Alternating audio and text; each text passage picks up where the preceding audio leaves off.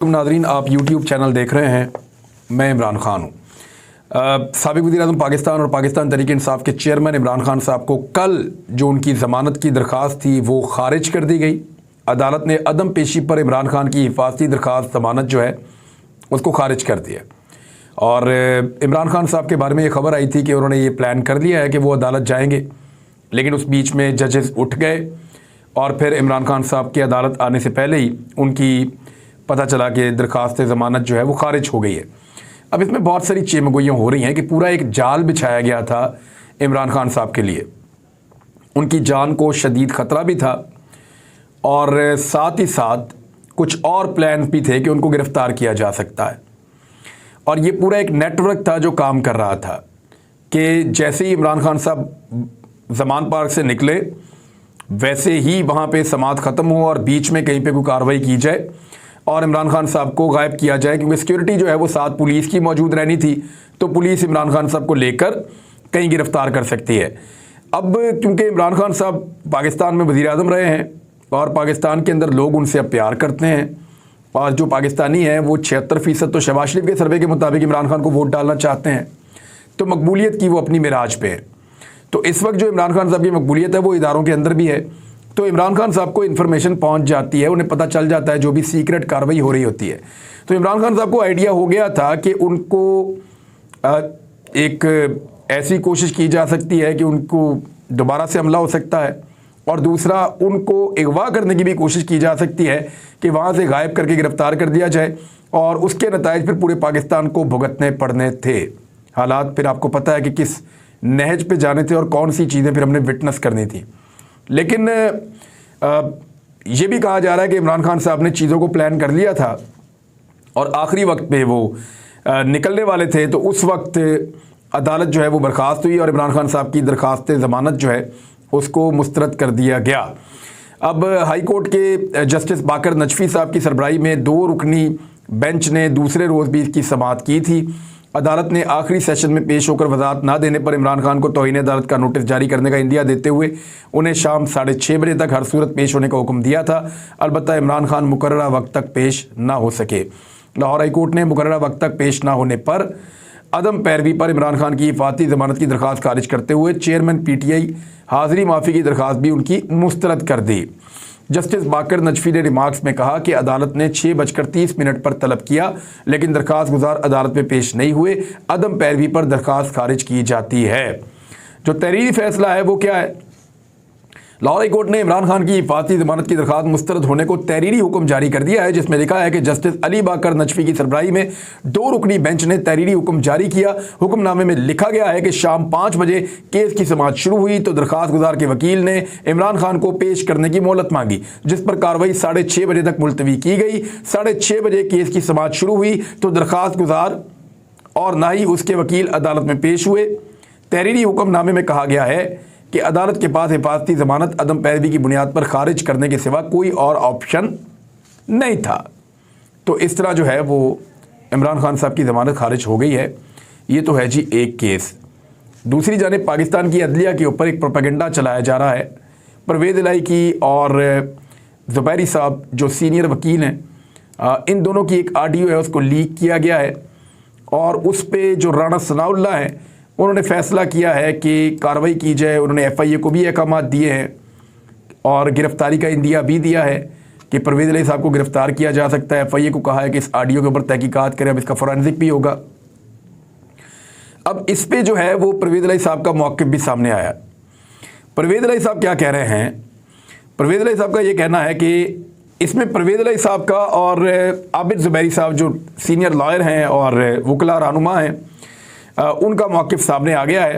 वज़ीर आला पंजाब और सदर सुप्रीम कोर्ट बार की जानिब से मुबैना ऑडियो लीक पर जो मौक़िफ़ सामने आया है उसमें परवेज़ इलाही ने इसे हुकूमत की इंतकामी कार्रवाई करार दिया है, जबकि आबिद ज़ुबैरी ने कहा है कि मेरी साख ख़राब करने के लिए एक ऐसी ऑडियो फैलाई गई है जिसको ऑडिट किया गया है या उसको बनाया गया है। परवेज़ इलाही ने कहा कि ऑडियो में कोई गलत बात नहीं की गई। मोहम्मद खान भट्टी के केस के लिए एक वकील के साथ गुफ्तगू को टेप करके गलत रंग दिया गया है। उन्होंने मज़ीद कहा कि मोहम्मद खान भट्टी 10 दिन से लापता है। इनकी अहलिया ने सुप्रीम कोर्ट में अपील की है, आखिर वो केस भी सामने आना है।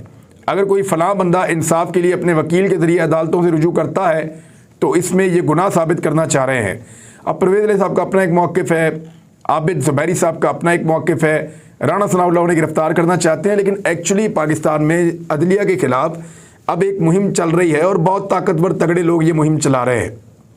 मिसाल के तौर पे लाहौर हाई कोर्ट के चीफ जस्टिस साहब को मुबैना तौर पे दबाव में लेने की ऐसा लगता है कि कोशिश की जा रही है। बार बार उनके ख़िलाफ़ ट्रेंड्स चलाए जाते हैं, बार बार उनके ख़िलाफ़ जो है वो घटिया किस्म के ट्वीट्स किए जाते हैं और मरीम नवाज़ का मीडिया सेल ये कर रहा है। हत्ता कि दबाव बढ़ाने के लिए उनके जो दामाद हैं तो पाकिस्तान तहरीक इंसाफ का हिस्सा हैं, अली अफजल शाही, फैसलाबाद से इनका ताल्लुक़ है, इनके ऊपर भी एक मुकदमा बना दिया गया है। मैंने जब इसके ऊपर तहकीकात की है तो कुछ चीज़ें मैं आपके सामने लाता हूँ ताकि आपको इनका घिनौना चेहरा नज़र आए। अली अफजल शाही उन चंद मिनिस्टर्स में से एक है जिसने बड़ा शानदार काम किया है पंजाब के अंदर, ज़बरदस्त काम ये आदमी करता रहा है। अब क्योंकि ये दामाद हैं चीफ जस्टिस ऑफ पाकिस्तान के, तो इस बात का PMLN फ़ायदा उठा रही है। मैं इस बंदे के बारे में आपको ये बता देता हूँ कि अगर तो पैसा बनाना हो ना तो चीफ जस्टिस के दामाद को कभी भी सियासत में आने की ज़रूरत नहीं है, उसको वकालत करते रहने की ज़रूरत है। लेकिन अली अफजल शाही वकालत नहीं कर रहे, वो सियासत में आ गए हैं। तो पैसा बनाना है तो वो वहाँ वकालत में जाएं, वहाँ पे बहुत सारे ऑप्शंस हैं, अपने केसेस लगवाएं अदालतों के अंदर और केसेस जीते और करोड़ों रुपया बनाए रोज़ाना के हिसाब से। लेकिन वो ये नहीं कर रहे, वो यहाँ पे सियासत कर रहे हैं और उन्होंने मेरिट के साथ सियासत की है। उनके ऊपर जो केस बनाने की कोशिश की गई है वो भी बड़ा भोंडा केस बनाया गया है अली अफजल शाही पे। एक नौजवान सियासतदान है, बेहतर आदमी है और मैंने हर एक से इसकी तारीफ सुनी है। सब लोगों ने ये कहा है कि ये ईमानदार आदमी है, इसने कोई बेईमानी नहीं की है और ये ख़ानदानी आदमी है। अब एक हुआ ये है कि पहले गिरफ्तार किया गया क्योंकि करप्शन जो है वो चौधरी परवेज़ इलाही साहब वगैरह ने की है। मैं आपको क्लियरली कह रहा हूँ, चौधरी परवेज़ इलाही ने, मोनस इलाही साहब वगैरह ने, इनके ऊपर करप्शन के एलिगेशन सीरियसली हैं। और एक बंदा गिरफ्तार हुआ था, आपको याद होगा, फरहान। जब वो बंदा गिरफ्तार हुआ था तो उसने बहुत सारी बातें बता दी थी जो उसको उठाकर ले गए थे उनको, नामालूम अफराद को, ताकतवर लोगों को या एस्टेब्लिशमेंट के लोगों को। उसने बहुत सारी चीज़ें करप्शन के बारे में बता दी थी मोनस इलाही की। मोनस इलाही उसी बीच में पाकिस्तान छोड़ के पाकिस्तान से बाहर चले गए और वो अभी तक वापस नहीं आए। जब ये फरहान जो था उसने सारी चीज़ें बताई, उसके बाद आमिर रां को गिरफ्तार किया गया।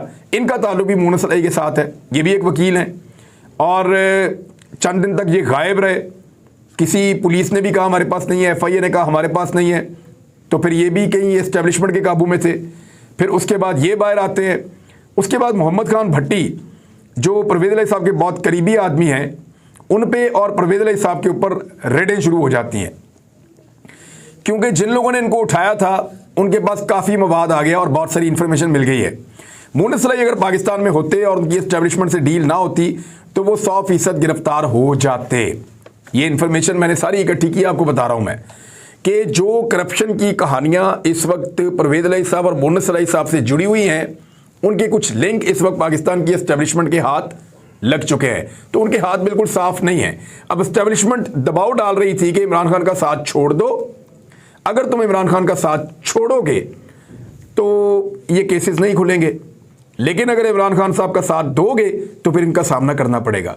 परवेज़ इलाही साहब ने अपनी सियासत बचाना बेहतर समझा और इमरान खान साहब का साथ दिया। अब उसके बाद खमियाजा उनका ख़ानदान भुगत रहा है, बार बार उनकी इंक्वायरियाँ की जाती हैं।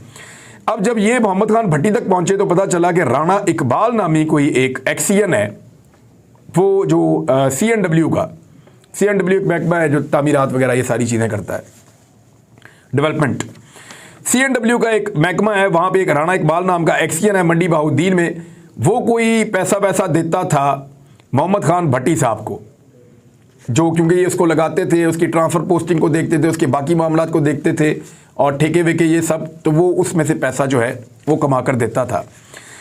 इसको जब पकड़ा राणा इकबाल को, तो राणा इकबाल ने एक स्टेटमेंट दिया, उसी स्टेटमेंट को FIR में कन्वर्ट कर दिया गया। राणा इकबाल ने बताया कि मैं मोहम्मद खान भट्टी को पैसे देता था, यहाँ तक तो स्टोरी के अंदर कोई झोल नहीं है। लेकिन उसके बाद उसने कहा कि मैंने ना मोहम्मद खान भट्टी के, जब मैं घर गया पैसे देने के लिए, तो मैंने अक्सर वहाँ पे अली अफजल शाही को देखा। अब ये जो अली अफजल शाही है, इसका नाम किसी की ख्वाहिश के ऊपर डाला गया है। वो बड़ा ताकतवर आदमी है जिसकी ख्वाहिश के ऊपर इस नौजवान का नाम डाला गया है। और नाम डाल के अचीव क्या किया जा रहा है? अचीव ये किया जा रहा है कि जनाब मोहतरम चीफ जस्टिस पंजाब जो लाहौर हाई कोर्ट है, उनके ऊपर जो है वो एक सूरत पैदा की जाए और उनके खिलाफ एक कंपेन की जाए या दबाव बढ़ाया जाए, ये कोशिश की जा रही है।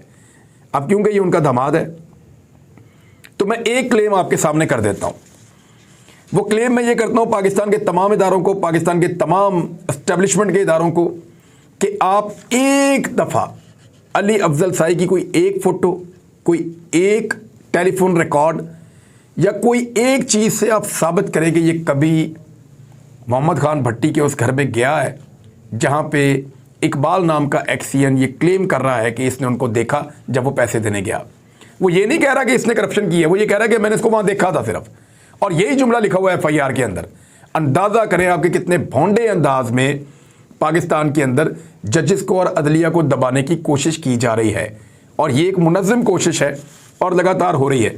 बहरहाल कभी भी वहाँ पे ये बंदा आपको अपनी पूरी ज़िंदगी में हल्फन ये चीज़ मुझे कई लोगों ने बताई है और मुझे पता चली है कि ये शख्स कभी मोहम्मद खान भट्टी की रिहाइशगाह पर गया ही नहीं, जहाँ पे उसने दावा किया कि उसने अक्सर इसको जब भी रिश्वत देने गया तो वहाँ पे देखा।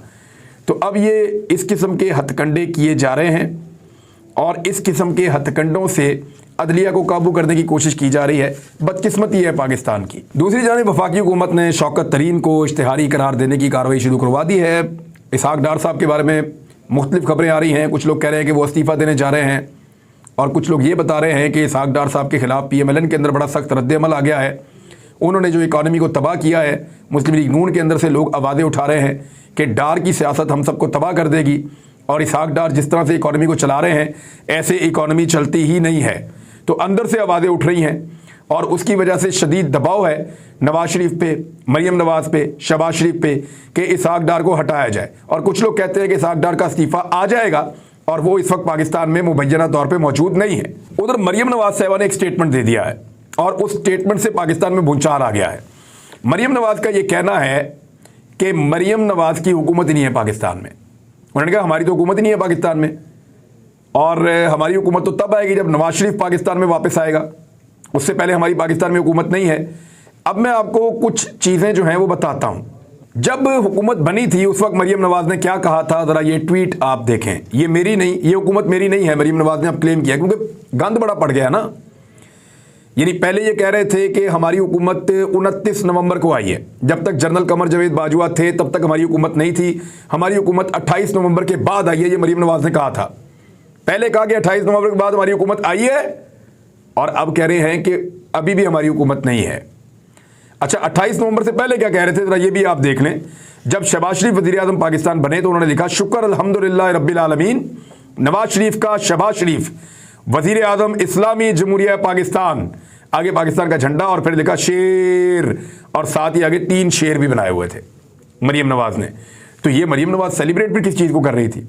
फिर ये वीडियो आपको याद होगी जहाँ पे मरियम नवाज जैसे ही शहबाज शरीफ वज़ीर आज़म बने तो शहबाज शरीफ के वज़ीर आज़म हाउस पहुँचने से पहले मरियम नवाज वज़ीर आज़म हाउस पहुँची, और पहुँचने के बाद वज़ीर आज़म हाउस में दंदनाती हुई घूम रही थी, और उन्होंने अपनी वीडियो बनवाई और बनवाने के बाद उसको वायरल करवाया कि जैसे एक बड़ी फतह मिली है।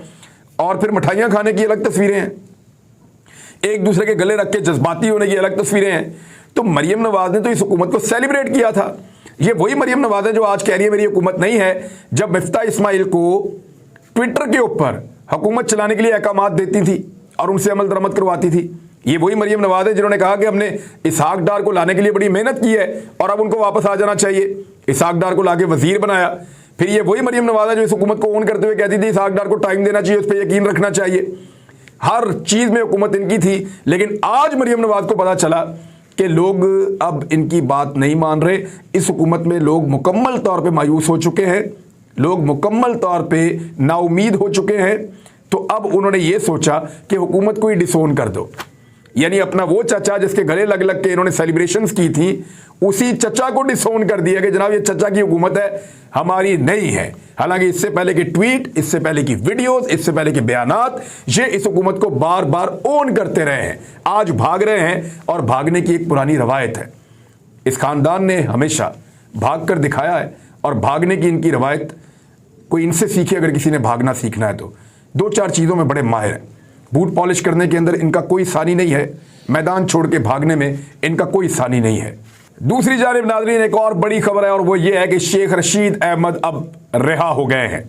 शेख रशीद एक चलती फिरती मुसीबत पीडीएम की हुकूमत के लिए।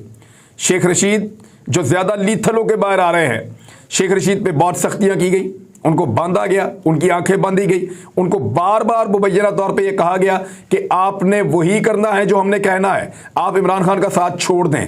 लेकिन शेख रशीद डटा रहा, शेख रशीद ने हौसला नहीं हारा और बिलाखिर बहुत सारे मुकदमात होते रहे, जमानतें होती रही और बिलाखिर वो जमानत करवा के रिहा होकर वापस लोगों के हुजूम में लाल हवेली तक पहुंच गए हैं।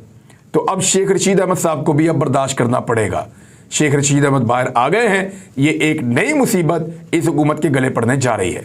अब तक के लिए इतना ही। अपना ख्याल रखिएगा, अपने चैनल का भी। अल्लाह हाफिज़।